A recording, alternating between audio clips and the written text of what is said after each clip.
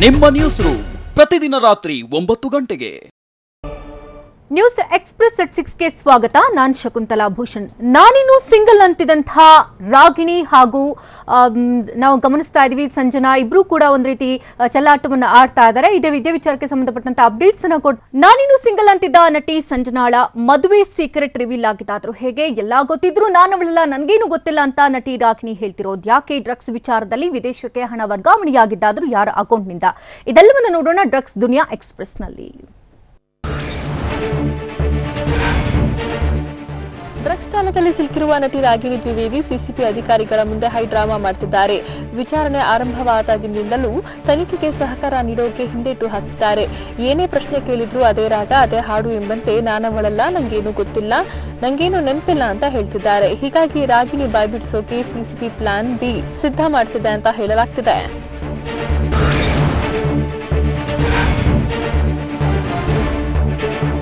ನನಗೆ ಇನ್ನೂ ಮದುವೆ ಆಗಿಲ್ಲ ಎಂದಿದ್ದ ಸಂಜನಾ ಗಲ್ರಾನಿ ಮದುವೆ ರಹಸ್ಯ ಬಯಲಾಗಿದೆ. ಕೆಲ ತಿಂಗಳ ಹಿಂದೆ ರಹಸ್ಯವಾಗಿ ವೈದ್ಯ ಅಜಿಜ್ ಜೊತೆ ಮದುವೆ ಮಾಡಿಕೊಂಡಿದ್ದು ಟಿವಿ9ಗೆ ಎಕ್ಸ್ಕ್ಲೂಸಿವ್ ಫೋಟೋ ಲಭ್ಯವಾಗಿದೆ. ಸಂಜನಾ ಮದುವೆಯಲ್ಲಿ ಕೇವಲ 20 ಜನರು ಮಾತ್ರ ಭಾಗಿಯಾಗಿದ್ದು ವೈದ್ಯ ಅಜಿಜ್ ಖಾಸಗಿ ಆಸ್ಪತ್ರೆಯಲ್ಲಿ ಹಾರ್ಟ್ ಸ್ಪೆಷಲಿಸ್ಟ್ ಆಗಿದ್ದಾರೆ.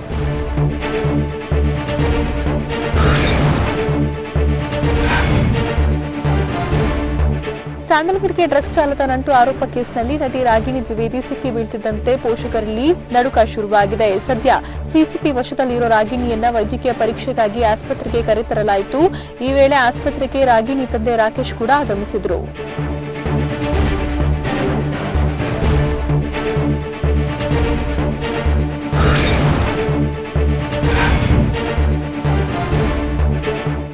ಡ್ರಗ್ಸ್ ದಂಧೆ ಪ್ರಕರಣದಲ್ಲಿ ಯಾವುದೇ ಒತ್ತಡಕ್ಕೆ ಮಣಿಯೋದಿಲ್ಲ ಅಂತ ಗೃಹ ಸಚಿವ ಬಸವರಾಜ ಬೊಮ್ಮಾಯಿ ಹೇಳಿದ್ದಾರೆ. ಸಿಸಿಬಿ ಪರಿಣಾಮಕಾರಿ ತನಿಖೆ ನಡೆಸುತ್ತಿದ್ದು ಪ್ರಕರಣದಲ್ಲಿ ಯಾರ್ಯಾರಿದ್ದಾರೋ ಅವರ ವಿಚಾರಣೆ ನಡೆಯುತ್ತೆ ಅಂತ ಹೇಳಿದ್ರು. ಅಲ್ಲದೆ ಡ್ರಗ್ಸ್ ನಿಯಂತ್ರಣಕ್ಕೆ ಕಠಿಣ ಕಾನೂನು ತರಬೇಕು ಅಂತ ತಜ್ಞರು ಅಭಿಪ್ರಾಯವನ್ನ ತಿಳಿಸಿದ್ದಾರೆ. ಈ ಬಗ್ಗೆ ಕಾನೂನು ಸಚಿವರ ಜೊತೆ ಚರ್ಚೆ ಮಾಡ್ತೀನಿ ಅಂತ ತಿಳಿಸಿದ್ರು.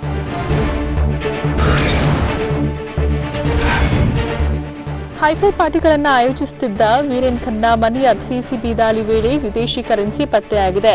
ಹೀಗಾಗಿ ಹವಾಲಾ ಮೂಲಕ ವಿದೇಶಕ್ಕೆ ಅಕ್ರಮವಾಗಿ ಹಣ ವರ್ಗಾವಣೆ ಮಾಡಿರುವ ಶಂಕೆ ಇದ್ದು ಇಡಿ ಅಧಿಕಾರಿಗಳು ವೀರೇನ್ ಖನ್ನಾನನ್ನ ವಿಚಾರಣೆ ನಡೆಸುವ ಸಾಧ್ಯತೆ ಇದೆ.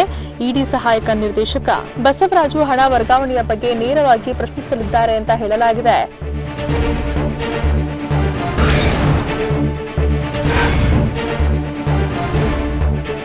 ಸ್ಯಾಂಡಲ್ವುಡ್ಗೆ ಡ್ರಗ್ಸ್ ಜಾಲದ ನಂಟು ಆರೋಪ ಪ್ರಕರಣದಲ್ಲಿ ಇದೀಗ ಇಡಿ ಎಂಟ್ರಿ ಕೊಟ್ಟಿದೆ. ಸಿಸಿಬಿ ಕಚೇರಿಗೆ ಆಗಮಿಸಿದ ಜಾರಿ ನಿರ್ದೇಶನಾಲಯದ ಬೆಂಗಳೂರು ಝೋನಲ್ ಹಿರಿಯ ಅಧಿಕಾರಿ ಬಸವರಾಜು ಸಂದೀಪ್ ಪಾಟೀಲ್ರಿಂದ ಮಾಹಿತಿ ಸಂಗ್ರಹಿಸಿದ್ದಾರೆ. ವೀರೇನ್ ಖನ್ನಾನನ್ನ ಸಂದೀಪ್ ಪಾಟೀಲ್ ವಿಚಾರಣೆ ನಡೆಸುತ್ತಿದ್ದ ವೇಳೆ ಇಡಿ ಅಧಿಕಾರಿಗಳು ಸ್ಥಳದಲ್ಲೇ ಇದ್ದರು.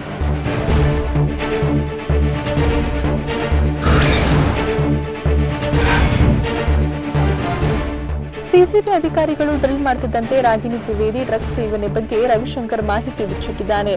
ಎಲ್ಲೆಲ್ಲಿ ಹೇಗೆ ಪಾರ್ಟಿ ಮಾಡ್ತಿದ್ವಿ, ಯಾವಾಗ ಡ್ರಗ್ಸ್ ತಗೊಳ್ತಿದ್ವಿ ಎಂಬುದರ ಬಗ್ಗೆ ಮಾಹಿತಿಯನ್ನ ಬಹಿರಂಗಪಡಿಸಿದ್ದಾನೆ. ನಂತರ ರಾಗಿಣಿ ವಶಕ್ಕೆ ಪಡೆದಿದ್ದು ಇವರ ಮಾಹಿತಿ ಮೇರೆಗೆ ಡ್ರಗ್ಸ್ ಪೆಡ್ಲರ್ ಲೂಮ್ ಪೆಪ್ಪರ್ ನಿಯಾಜ್ನನ್ನ ಬಲೆಗೆ ಬೀಳಿಸಿದೆ. ರಾಗಿಣಿ ರವಿಶಂಕರ್ಗೆ ಗಾಂಜಾ ಪೂರೈಸಿದ್ದನ್ನ ಈಗಾಗಲೇ ನಿಯಾಜ್ ಒಪ್ಪಿಕೊಂಡಿದ್ದಾನೆ.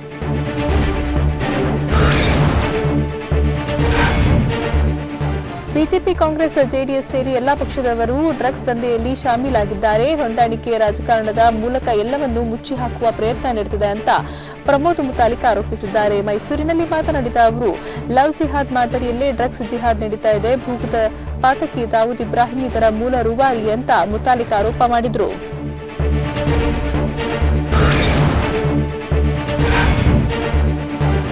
ಸ್ಯಾಂಡಲ್ವುಡ್ಗೆ ಡ್ರಗ್ಸ್ ಜಾಲದ ನಂಟು ಆರೋಪ ಪ್ರಕರಣದಲ್ಲಿ ಬಂಧಿತರಾಗಿರೋ ರಾಗಿಣಿ ದ್ವಿವೇದಿ, ಸಂಜನಾ ಗಲ್ರಾನಿಗೆ ಮೆಡಿಕಲ್ ಟೆಸ್ಟ್ ಮಾಡಿಸಲಾಯಿತು. ಪರೀಕ್ಷೆಗೆ ಪೊಲೀಸ್ ವಾಹನದಲ್ಲಿ ಕರೆದೊಯ್ದ ವೇಳೆ ಸಂಜನಾ ಮಲಗಿದ್ದು ಕಂಡುಬಂತು. ಹೀಗಾಗಿ ಸಂಜನಾ ಅಸ್ವಸ್ಥಗೊಂಡಿರೋ ಶಂಕೆ ವ್ಯಕ್ತವಾಗಿದೆ. ಟೆಸ್ಟ್ ಬಳಿಕ ಎಫ್ಎಸ್ಎಲ್ ಕಚೇರಿಯಲ್ಲಿ ಇಬ್ಬರು ನಟಿಯನ್ನ ಪ್ರತ್ಯೇಕವಾಗಿ ಸಿಸಿಬಿ ವಿಚಾರಣೆ ನಡೆಸುತ್ತಿದೆ.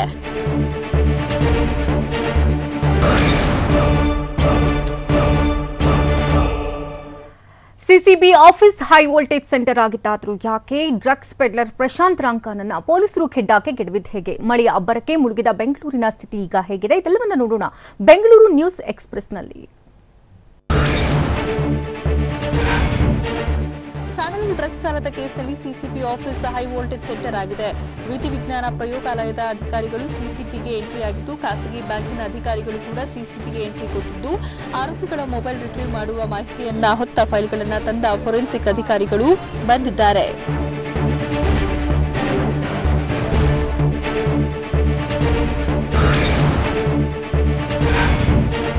ಸ್ಯಾಂಡಲ್ವುಡ್ಗೆ ಡ್ರಗ್ಸ್ ಜಾಲದ ಕೇಸ್ನಲ್ಲಿ ಎಷ್ಟೇ ಪ್ರಭಾವಿಗಳಿದ್ರೂ ಕ್ರಮ ಕೈಗೊಳ್ಳಲಾಗುತ್ತೆ ಅಂತ ಸಚಿವ ರಮೇಶ್ ಜಾರಕಿಹೊಳಿ ಹೇಳಿದ್ದಾರೆ. ವಿಕಾಸಸೌಧದಲ್ಲಿ ಮಾತನಾಡಿದ ರಮೇಶ್ ಜಾರಕಿಹೊಳಿ, ಚುನಾವಣೆ ವೇಳೆ ಬಿಜೆಪಿ ಪರ ನಟಿ ರಾಗಿಣಿ ಪ್ರಚಾರ ಮಾಡಿದ್ದಾರೆ. ಬಿಜೆಪಿ ಮುಖಂಡರ ಫೋಟೋ ತೆಗೆಸಿಕೊಂಡಿರಬಹುದು. ಡಿಕೆಶಿ ಜೊತೆಗೂ ರಾಗಿಣಿ ಫೋಟೋ ತೆಗೆಸಿಕೊಂಡಿದ್ದಾರೆ. ಅದರ ಬಗ್ಗೆ ನಾನು ಮಾತನಾಡಲ್ಲ ಅಂತ ರಮೇಶ್ ಜಾರಕಿಹೊಳಿ ಹೇಳಿದ್ದಾರೆ.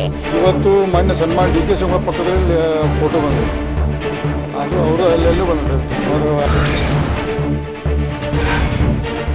ಡ್ರಗ್ಸ್ ಜಾಲವನ್ನ ಕೆದಕುತ್ತಿದ್ದಂತೆ ಒಬ್ಬೊಬ್ಬರೇ ಆರೋಪಿಗಳು ಖೆಡ್ಡಾಗೆ ಬೀಳ್ತಿದ್ದಾರೆ. ರವಿಶಂಕರ್ ಮತ್ತು ಪೆಡ್ಲರ್ ಲೂಮ್ ಪೆಪ್ಪರ್ ಬಂಧನದ ಬಳಿಕ ಪ್ರಶಾಂತ್ ರಂಕಾನನ್ನ ವಶಕ್ಕೆ ಪಡೆಯಲಾಗಿದೆ. ಈ ಬಗ್ಗೆ ಸಂದೀಪ್ ಪಾಟೀಲ್ ಹೇಳಿದ್ದು, ಡ್ರಗ್ಸ್ ಜಾಲದ ನಂಟಿನ ಕೇಸ್ ಮತ್ತಷ್ಟು ಮಜಲುಗಳನ್ನ ಪಡೆದುಕೊಳ್ತಾ ಇದೆ. ಪ್ರಶಾಂತ್ ರಂಕ ಎಫ್ಆರ್ ಆರೋಪಿಯಾಗಿದ್ದಾನೆ.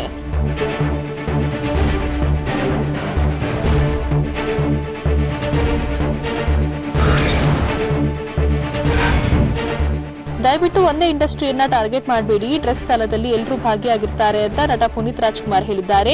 ಸ್ಯಾಂಡಲ್ವುಡ್ಗೆ ಡ್ರಗ್ಸ್ ಜಾಲದ ನಂಟು ಆರೋಪದ ಬಗ್ಗೆ ಪ್ರತಿಕ್ರಿಯಿಸಿದ ಅವರು, ನಮ್ಮ ಆರೋಗ್ಯ ನಮ್ಮನ್ನ ನಂಬಿಕೊಂಡು ಬಹಳ ಜನ ಇರ್ತಾರೆ. ನಾವು ನಮ್ಮತನದಲ್ಲಿ ಇರಬೇಕು, ಯುವ ಪೀಳಿಗೆ ಚೆನ್ನಾಗಿರ್ಬೇಕು ಅಂತ ತಿಳಿಸಿದ್ರು. ಅವರೆಲ್ಲ ಚೆನ್ನಾಗಿರ್ಬೇಕು ಅಂದ್ರೆ ನಾವು ಚೆನ್ನಾಗಿರ್ಬೇಕು. ರಾಜ್ಯದ ಎಲ್ಲಾ ಜಿಲ್ಲಾಧಿಕಾರಿಗಳ ಜೊತೆ ಸಿಎಂ ಬಿಎಸ್ ಯಡಿಯೂರಪ್ಪ ಸಭೆ ನಡೆಸಿದ್ದಾರೆ. ವಿಡಿಯೋ ಕಾನ್ಫರೆನ್ಸ್ ಮೂಲಕ ಡಿಸಿಗಳ ಜೊತೆ ಸಭೆ ನಡೆಸಿದರು. ಸಿಎಂ ಗೃಹ ಕಚೇರಿ ಕೃಷ್ಣಾದಲ್ಲಿ ನಡೆದ ವಿಡಿಯೋ ಸಂವಾದದಲ್ಲಿ ಜಿಲ್ಲೆಗಳಲ್ಲಿನ ಕೊರೋನಾ ಸ್ಥಿತಿಗತಿ ಹಾಗೂ ಮಳೆ ಹಾನಿ ಬಗ್ಗೆ ಜಿಲ್ಲಾಡಳಿತಗಳ ಜೊತೆ ಚರ್ಚೆ ನಡೆಸಿದರು.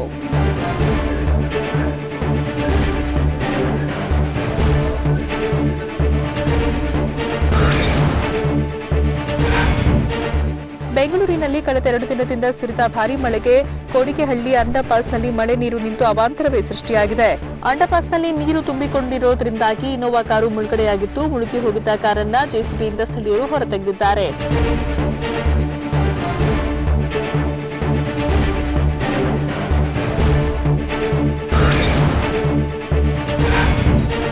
ಮಳೆ ಬಂದರೆ ಸಾಕು, ಬೆಂಗಳೂರಿನ ನಿಜಬಣ್ಣ ಬಯಲಾಗಿ ಹೋಗುತ್ತೆ. ನಿನ್ನೆ ರಾತ್ರಿ ಸುರಿದ ಭಾರೀ ಮಳೆಗೆ 10 ಅಡಿ ಕಾಂಪೌಂಡ್ ಕುಸಿದು ಹೋಗಿದೆ. ಆನೇಕಲ್ ತಾಲೂಕಿನ ಸಿವಿಲ್ ಕೋರ್ಟ್ ಹಿಂಭಾಗದ 10 ಅಡಿ ಕಾಂಪೌಂಡ್ ಖಾಲಿ ರಸ್ತೆಗೆ ಕುಸಿದು ಬಿದ್ದಿದೆ. ಗೋಡೆ ಪಕ್ಕದಲ್ಲಿ ಟ್ರಾನ್ಸ್ಫಾರ್ಮರ್ ಕೂಡ ಇದ್ದು ಸಾರ್ವಜನಿಕರಲ್ಲಿ ಆತಂಕ ಸೃಷ್ಟಿಯಾಗಿದೆ.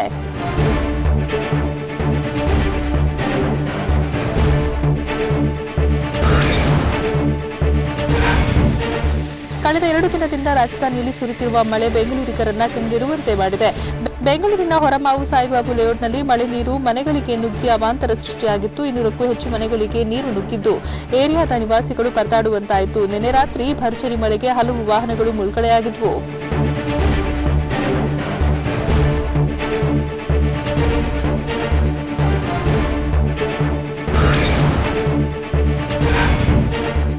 ಮಳೆ ಬಂದ್ರೆ ಬೆಂಗಳೂರಿನ ಮರ್ಯಾದೆ ಬೀದಿಗೆ ಬಂದು ಬಿಡುತ್ತೆ. ತಗ್ಗು ಪ್ರದೇಶಗಳ ಜನರ ಪಾಡು ಹೇಳತೀರದಂತಾಗುತ್ತೆ. ನಾಯಂಡಹಳ್ಳಿಯ ಪ್ರಮೋದ್ ಲೇಔಟ್ನಲ್ಲಿ ಮಳೆಯ ಅವಾಂತರಕ್ಕೆ ಜನ ಬೆಚ್ಚಿ ಬಿದ್ದಿದ್ದು ಹಲವು ಮನೆಗಳಿಗೆ ನೀರು ನುಗ್ಗಿದೆ. ನೀರು ಹೊರಹಾಕೋಕೆ ನಿವಾಸಿಗಳು ಪರದಾಡಿದ್ರೆ ಪ್ರತಿ ಬಾರಿ ಮಳೆ ಬಂದಾಗಲೂ ನಮ್ಮ ಸ್ಥಿತಿ ನರಕದಂತಾಗುತ್ತೆ ಅಂತ ಜನಪ್ರತಿನಿಧಿಗಳ ವಿರುದ್ಧ ಕಿಡಿಕಾರಿದ್ರು.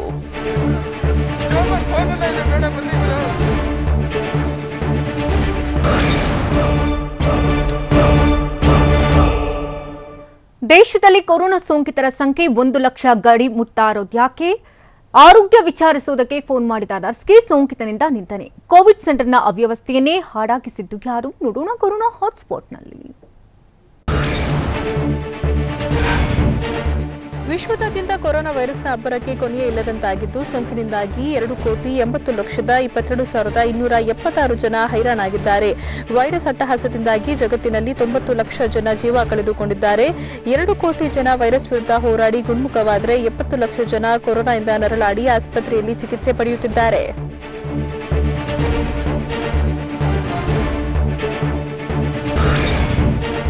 ಭಾರತದಲ್ಲಿ ಕೊರೋನಾ ಸೋಂಕಿನ ನಾಗಾಲೋಟಕ್ಕೆ ಬ್ರೇಕೆ ಬೀಳ್ತಿಲ್ಲ. ದೇಶದಲ್ಲಿ ಕೇವಲ 24 ಗಂಟೆಗಳ ಅವಧಿಯಲ್ಲಿ 97,400 ಜನರಲ್ಲಿ ಸೋಂಕು ಕಾಣಿಸಿಕೊಂಡಿದೆ. ಒಂದೇ ದಿನದಲ್ಲಿ 1 ಲಕ್ಷ ಸೋಂಕಿತರು ಪತ್ತೆಯಾಗುವತ್ತ ದೇಶ ದಾಪುಗಾಲಿಟ್ಟಿದೆ.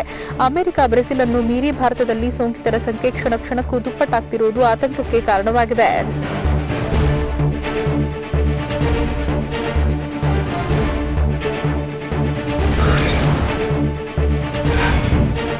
ಕೆಂಪೇಗೌಡ ಜಯಂತಿ ಅಂದರೆ ಸಾಕು, ಪ್ರತಿ ವರ್ಷ ಎಲ್ಲೆಲ್ಲೂ ಸಂಭ್ರಮ ಮನೆ ಮಾಡಿರುತ್ತೆ. ಆದರೆ ಈ ಬಾರಿ ಕೊರೋನಾ ಸೋಂಕು ಇರೋದ್ರಿಂದಾಗಿ ಸರಳವಾಗಿ ಆಚರಣೆ ಮಾಡೋಕೆ ನಿರ್ಧರಿಸಲಾಗಿದೆ.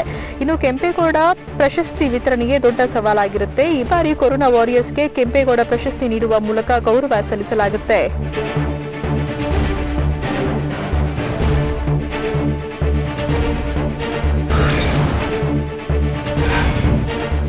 ಮಾಹಿತಿ ಕೇಳೋಕೆ ಸೋಂಕಿತರಿಗೆ ಕರೆ ಮಾಡಿದ ನರ್ಸ್ಗೆ ಅವಾಚ್ಯ ಶಬ್ದಗಳಿಂದ ನಿಂದಿಸಲಾಗಿದೆ. ಹೊಸಕೋಟೆ ಸರ್ಕಾರಿ ಆಸ್ಪತ್ರೆಯಲ್ಲಿನ ನರ್ಸ್ ನಿಂದನೆಗೆ ಒಳಗಾಗಿದ್ದಾರೆ. ಹೀಗಾಗಿ ಆಕ್ರೋಶಗೊಂಡ ಆಸ್ಪತ್ರೆಯ ಎಲ್ಲ ನರ್ಸ್ ಕೆಲಸ ಸ್ಥಗಿತಗೊಳಿಸಿ ವಿರೋಧ ವ್ಯಕ್ತಪಡಿಸಿದ್ದಾರೆ. ಬಳಿಕ ಸ್ಥಳಕ್ಕೆ ಆಗಮಿಸಿದ ಶಾಸಕ ಶರತ್ ಬಚ್ಚೇಗೌಡ ನರ್ಸ್ಗಳ ಮನವೊಲಿಸಿದ್ದಾರೆ. ಸೋಂಕಿತರ ವಿರುದ್ಧ ದೂರು ನೀಡೋಕೆ ನಿರ್ಧರಿಸಲಾಗಿದೆ.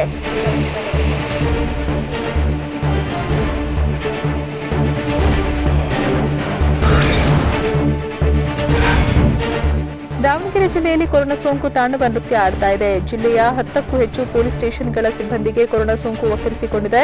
ಖಾಕಿ ಪಡೆಗೆ ಬಿಟ್ಟು ಬಿಡದೆ ಕೊರೋನಾ ಮಹಾಮಾರಿ ಕಾಡ್ತಿದ್ದು ಪೊಲೀಸ್ ಸ್ಟೇಷನ್ಗಳಿಗೆ ಅಗ್ನಿಶಾಮಕ ದಳದ ಸಿಬ್ಬಂದಿ ಹಾಗೂ ನಗರಸಭೆ, ಪುರಸಭೆ ಸಿಬ್ಬಂದಿ ಸ್ಯಾನಿಟೈಸ್ ಮಾಡುತ್ತಿದ್ದಾರೆ. ಜಿಲ್ಲೆಯ 80ಕ್ಕೂ ಹೆಚ್ಚು ಪೊಲೀಸ್ ಸಿಬ್ಬಂದಿಗೆ ಕೊರೋನಾ ಸೋಂಕು ಒಕ್ಕರಿಸಿಕೊಂಡಿದೆ.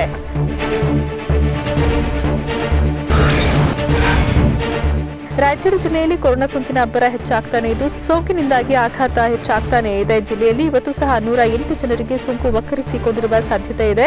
ರಾಯಚೂರು ನಗರದಲ್ಲಿ 46 ಜನರಿಗೆ ಸೋಂಕು ಬಂದಿದ್ರೆ ಸಿಂಧನೂರಿನಲ್ಲಿ 31, ಮಾನ್ವಿಯಲ್ಲಿ 13, ಲಿಂಗಸಗೂರಿನಲ್ಲಿ 18 ಜನರಿಗೆ ವೈರಸ್ ಅಟ್ಯಾಕ್ ಆಗಿದೆ.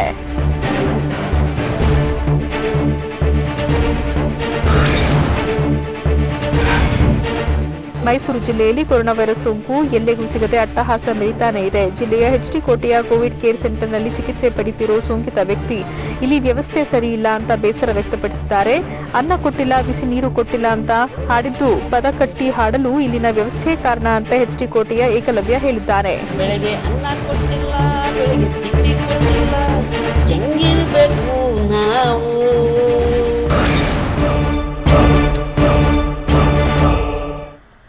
ಮಿನಿ ವಿಧಾನಸೌಧ ಉದ್ಘಾಟನೆಗೆ ವಿರೋಧ ವ್ಯಕ್ತಪಡಿಸ್ತಾ ಇರುವುದಾದರೂ ಎಲ್ಲಿ? ಮಳಿ ಅಬ್ಬರಕ್ಕೆ ಚೆಕ್ ಡ್ಯಾಂ ಕೊಚ್ಚಿ ಹೋಗಿದ್ದು ಹೇಗೆ?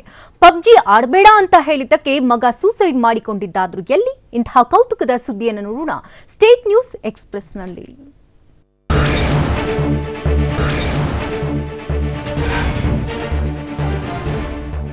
ತುಮಕೂರು ಜಿಲ್ಲೆಯ ಶಿರಾದಲ್ಲಿ ಮಿನಿ ವಿಧಾನಸೌಧ ಉದ್ಘಾಟನೆಗೆ ಕಾಂಗ್ರೆಸ್ ಸದಸ್ಯರು ವಿರೋಧ ವ್ಯಕ್ತಪಡಿಸಿದ್ದಾರೆ.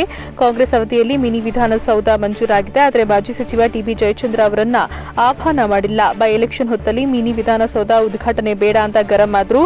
ಬಳಿಕ ಪಟ್ಟಣದಲ್ಲಿ ಪ್ರತಿಭಟನಾ ಮೆರವಣಿಗೆ ನಡೆಸಿದ್ರು.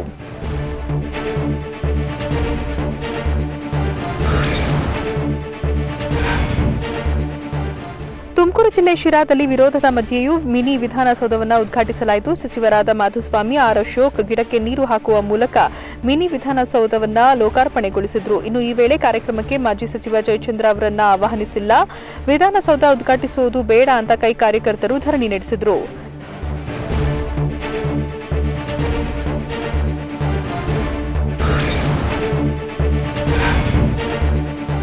ನೇಕಾರರು ಮಾಡುವುದು ಉದ್ಯೋಗ ಅಲ್ಲ, ಅದು ದೇಶ ಸೇವೆ ಅಂತ ಜವಳಿ ಸಚಿವ ಶ್ರೀಮಂತ ಪಾಟೀಲ್ ಹೇಳಿದ್ದಾರೆ. ಹಾಸನದಲ್ಲಿ ಮಾತನಾಡಿದ ಸಚಿವರು, ಕೊರೋನಾ ಬಳಿಕ ನೇಕಾರರಿಗೆ ಸಂಕಷ್ಟ ಹೆಚ್ಚಾಗಿದೆ. ಹೀಗಾಗಿ ನೇಕಾರ್ ಸಮ್ಮಾನ್ ಯೋಜನೆ ಜಾರಿಯಾಗಿದೆ. 80% ನೇಕಾರರಿಗೆ ಸಾಲಮನ್ನಾ ಯೋಜನೆ ಅನುಕೂಲವಾಗಲಿದೆ ಅಂತ ಶ್ರೀಮಂತ ಪಾಟೀಲ್ ಹೇಳಿದರು.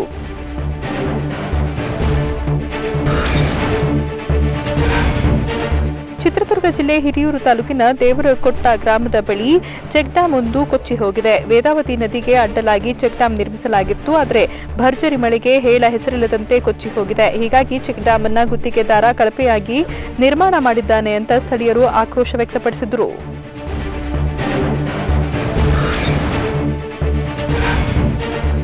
ರಾಯಚೂರು ಜಿಲ್ಲೆ ಲಿಂಗಸಗೂರು ತಾಲೂಕಿನ ಗುರುಗುಂಟ ಗ್ರಾಮದಲ್ಲಿ ದೇವಸ್ಥಾನವೊಂದು ಜಲಾವೃತವಾಗಿದೆ. ಭಾರೀ ಮಳೆಗೆ ಶ್ರೀ ವೆಂಕಟೇಶ್ವರ ಸ್ವಾಮಿ ದೇವಸ್ಥಾನದ ಸುತ್ತ ನೀರು ನಿಂತಿದ್ದು ಪಕ್ಕದ ಮನೆಗಳಿಗೆ ನೀರು ನುಗ್ಗಿದೆ. ದೇವಸ್ಥಾನದ ಪಕ್ಕ ನಿರ್ಮಿಸಲಾಗಿರುವ ಅವೈಜ್ಞಾನಿಕ ಸಿಸಿ ರಸ್ತೆ ಅವಾಂತರಕ್ಕೆ ಕಾರಣ ಅಂತ ಸ್ಥಳೀಯರು ಆರೋಪ ಮಾಡಿದ್ದಾರೆ. ತಕ್ಷಣ ಅಧಿಕಾರಿಗಳು ಸಮಸ್ಯೆ ಪರಿಹಾರಕ್ಕೆ ಗಮನ ಹರಿಸಬೇಕು ಅಂತ ಆಗ್ರಹಿಸಿದ್ದಾರೆ.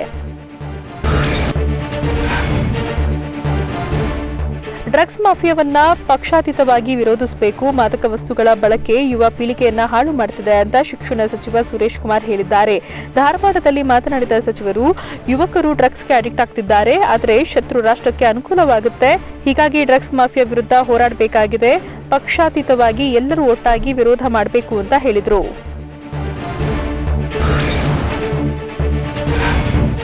ಉಡುಪಿ ಜಿಲ್ಲೆಯಲ್ಲಿ ಇವತ್ತಿನಿಂದ 5 ದಿನಗಳ ಕಾಲ ಗಾಳಿ ಸಹಿತ ಭಾರೀ ಮಳೆ ಬರುವ ಸಾಧ್ಯತೆ ಇದೆ. ಹೀಗಾಗಿ ಜಿಲ್ಲೆಯಲ್ಲಿ ಆರೆಂಜ್ ಹಾಗೂ ರೆಡ್ ಅಲರ್ಟ್ ಘೋಷಿಸಲಾಗಿದೆ.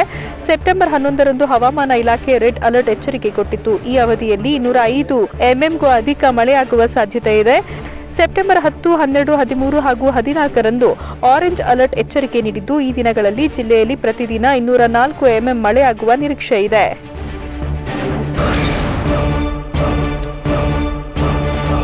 ರೆಡ್ ಲೈನ್ ದಾಟಿ ಬಂದ್ರೆ ಚೀನಾ ವಿರುದ್ಧ ಪ್ರತೀಕಾರ ಗ್ಯಾರಂಟಿ ಅಂತ ಭಾರತ ವಾರ್ನಿಂಗ್. ಭಾರತದ ವಾಯುಪಡೆಗೆ ಬಾಹುಬಲಿಯ ಶಕ್ತಿ ನೀಡಿದ ಹೇಗೆ ರಫೇಲ್. ರಷ್ಯಾದಲ್ಲಿ ಲಸಿಕೆ ಪ್ರಯೋಗ ನಿಂತರೂ ಭಾರತದಲ್ಲಿ ಕೊರೋನಾ ಲಸಿಕೆ ಮುಂದುವರಿತಾ ಇರೋದ್ಯಾಕೆ? ಇದೆಲ್ಲವನ್ನು ನೋಡೋಣ ನ್ಯಾಷನಲ್ ನ್ಯೂಸ್ ಎಕ್ಸ್‌ಪ್ರೆಸ್‌ನಲ್ಲಿ. ಇತ್ತೀಚೆಗಷ್ಟೇ ಫ್ರಾನ್ಸ್ನಿಂದ ಭಾರತಕ್ಕೆ ತರಲಾಗಿರುವ ರಫೇಲ್ ಯುದ್ಧ ವಿಮಾನಗಳು ಇವತ್ತು ಐಎಎಫ್ಗೆ ಸೇರ್ಪಡೆಯಾಗಿವೆ. ಅಂಬಾಲಾ ವಾಯುನೆಲೆಗೆ ಬಂದು ಇಳಿದಿದ್ದ 5 ಯುದ್ಧ ವಿಮಾನಗಳು ಭಾರತದ ವಾಯುಪಡೆಗೆ ಸೇರ್ಪಡೆಯಾಗಿದ್ದು, 5 ರಫೇಲ್ ಯುದ್ಧ ವಿಮಾನಗಳು ಕೂಡ ಅಧಿಕೃತವಾಗಿ ವಾಯುಪಡೆಯನ್ನ ಸೇರಿವೆ. ರಕ್ಷಣಾ ಸಚಿವ ರಾಜನಾಥ್ ಸಿಂಗ್ ಹಾಗೂ ಫ್ರಾನ್ಸ್ನ ರಕ್ಷಣಾ ಸಚಿವ ಫ್ಲೋರೆನ್ಸ್ ಪಾರ್ಲಿ ಕೂಡ ಹಾಜರಿದ್ದರು.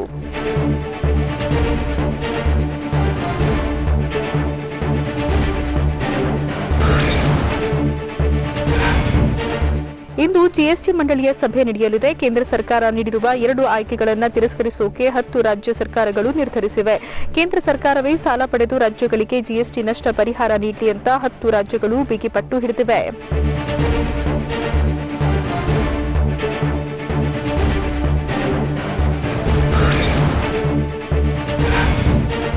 ರಾಜ್ಯಸಭಾ ಉಪಸಭಾಪತಿ ಸ್ಥಾನಕ್ಕೆ ನಡೆಯುವ ಚುನಾವಣೆಯಲ್ಲಿ ವಿಪಕ್ಷದ ಅಭ್ಯರ್ಥಿಯಾಗಿ ಆರ್ಜೆಡಿ ಪಕ್ಷದ ಮನೋಜ್ ಝಾ ಕಣಕ್ಕಿಳಿಯುವ ಸಾಧ್ಯತೆ ಇದೆ. ಈ ಮೊದಲು ಡಿಎಂಕೆ ಪಕ್ಷದ ತಿರುಚಿ ಶಿವ ಅವರನ್ನ ಕಣಕ್ಕಿಳಿಸೋಕೆ ಕಾಂಗ್ರೆಸ್ ಬಯಸಿತ್ತು. ಆದರೆ ಗೆಲುವು ಸಾಧ್ಯತೆ ಕಡಿಮೆ ಇರೋದ್ರಿಂದ ಸ್ಪರ್ಧೆಗೆ ಡಿಎಂಕೆ ನಾಯಕ ಎಂಕೆ ಸ್ಟಾಲಿನ್ ಒಪ್ಪಿಗೆ ನೀಡುತ್ತಿಲ್ಲ. ಹೀಗಾಗಿ ಈಗ ಆರ್ಜೆಡಿ ನಾಯಕರತ್ತ ಕಾಂಗ್ರೆಸ್ ಚಿತ್ತ ಹರಿಸಿದೆ.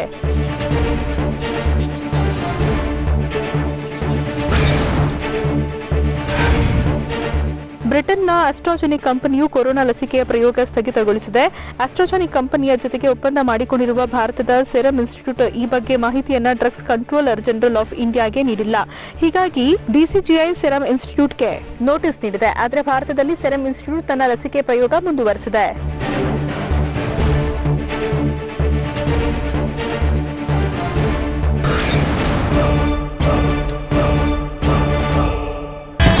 ಜಸ್ಟ್ ಬೆಂಗಳೂರು ಪ್ರತಿದಿನ ರಾತ್ರಿ 10 ಗಂಟೆಗೆ ಟಿವಿ 9ನಲ್ಲಿ ಮಾತ್ರ.